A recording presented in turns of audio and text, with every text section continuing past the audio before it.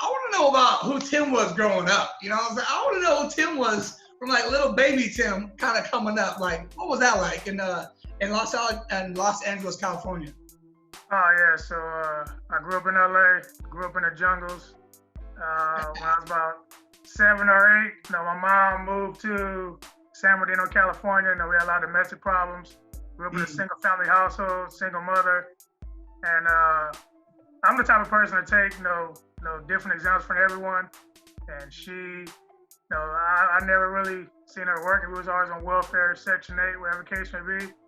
And I tend to be a person like I don't want to live like that. Everybody wants something better for themselves, right? And my goal was to, give something back to my family, give something back to my kids whenever I pass away, because you can't take anything to the grave with you. Right. So as I grew up, I started to see, different things. I see gangs over here. I see people working over here, and a lot of my buddies were in gangs.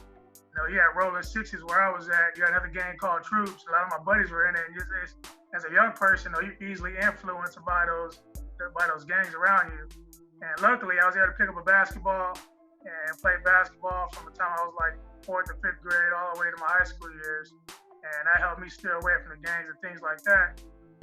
But even with that, was that like the main thing that actually happens? Like once I discovered basketball, that was more so of why I ended up not going this direction, vice what could have happened. Because as we've seen, like I've grown up around gangs. I know a lot of my friends that grew up around like between gangs and just like being in like grew up in poverty, and a lot of them actually fell victim to that. So like what, besides basketball, like what was like the main thing that actually said, you know what, one, I don't want none of that. I don't want to do that. That's not me. And two, how did you get past like all the pressure of people trying to get you to go toward that direction?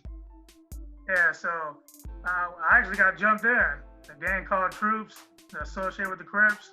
And I was like, after like a week, in the initiation process, whatever it is, I was like, yeah, I ain't getting paid for this. Ain't nobody getting no money for this.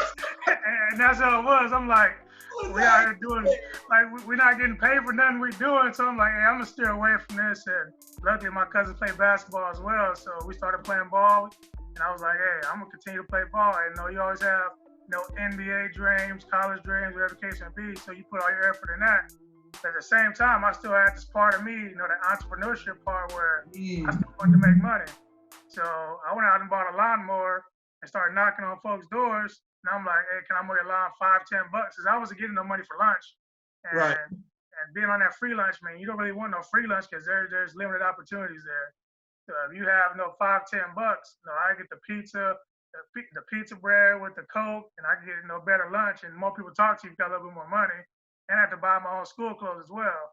So I'm like, if I go mow these few lawns, I get $10-15 a week.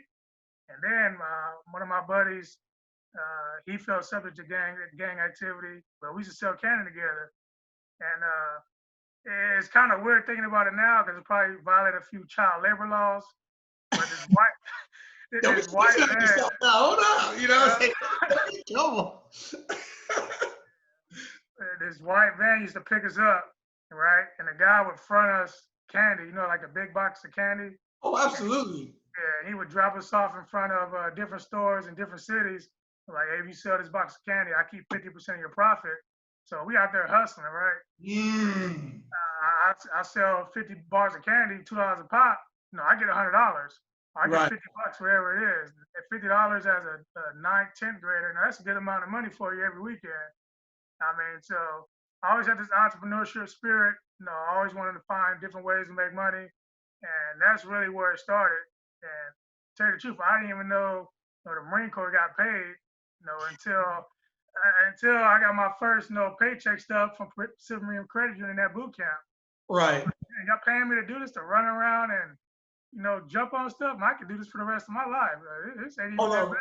Real quick before we get too far now, because hey, I see you excited. That's what I'm talking about. Hey, we need that excitement in the stream. But so what I was saying with the I know you said you had the entrepreneur spirit.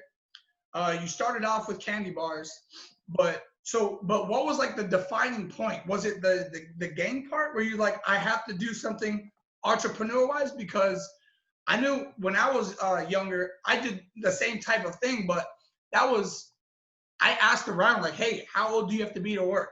You know, can I get a job here? Can I get a job there? And I kept getting told like, no, there's something called a job waiver or an age waiver for a job. And I used to go city to like go around the city on foot trying to find this damn waiver that never existed. So I was like, nah.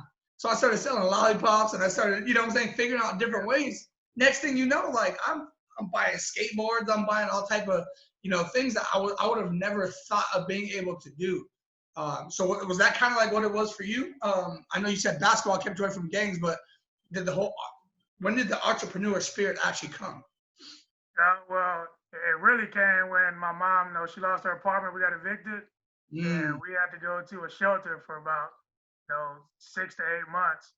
And I think at that moment I was like, "Yep, never again will, I be broke. Never again will I have to live this life. Never will my children have to experience this." I mean, because that's the last thing you want to go through. That's one of those defining moments. That's like, hey, from this point forward, I'm gonna make a way for myself. It's supposed to be America. Everyone's supposed to have an American dream, right? And you have to right. find your way for yourself.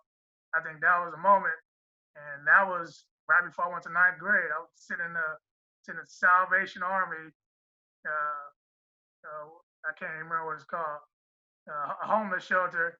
You Mm, have to be up at 6 o'clock in the morning. They give you whatever cereal, and after that, your parents are supposed to go out and find a job.